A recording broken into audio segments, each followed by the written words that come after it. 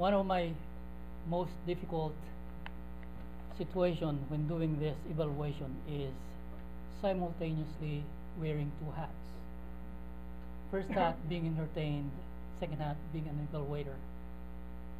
And I was so much entertained that somehow over this speech I have to compose myself trying to recall what am I to evaluate.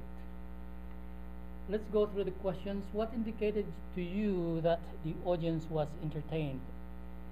It is actually the first thing that really brought my attention, and I'm sure with the audience, is the comparison between the pharmacists and the doctors. I understand nurses will be ahead of the doctors because it requires always one or more nurses to support a doctor. But pharmacists, it was an eye-opener for me, and to me, that started my interest in listening to that speech. Of course, the anecdotes given gave the speech the credibility because they are supported by appropriate gestures. And of course, also it gave me the credibility of you being a young pharmacist when you were a new graduate. Briefly describe the talk's organization as you perceived it. It's very clear that every shifting gear from one topic to the other is headed by a main topic sentence, and the subsequent sentences would expound more on that topic.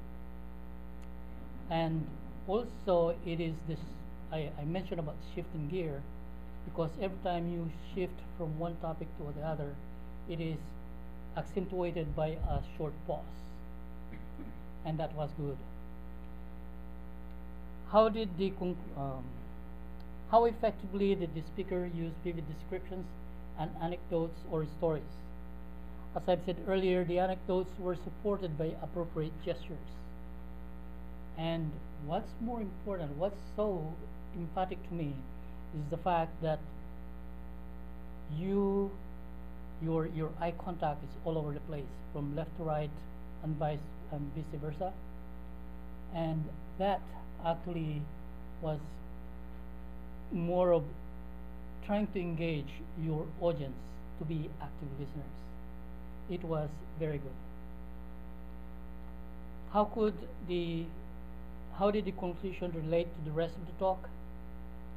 I thought the speech was ended abruptly. That I said, "Where's the conclusion?" And probably I missed it because, as I've said, I was more of an active listener than an evaluator. How could the speaker improve the talk? It's very minor, and as always, saying thank you. In fact, it should be the audience to thank you for giving an entertaining speech. What would you say is the speaker's strongest asset in entertaining speaking? The appropriate gestures to emphasize the subject being discussed. Gestures were in fact gestures of invitation to involve the audience as active listeners. Is the connection between a pharmacist's daily work grind, to the computer world. That's where the punchlines were very subtle and forceful. Fellow Toastmasters, and especially Luis.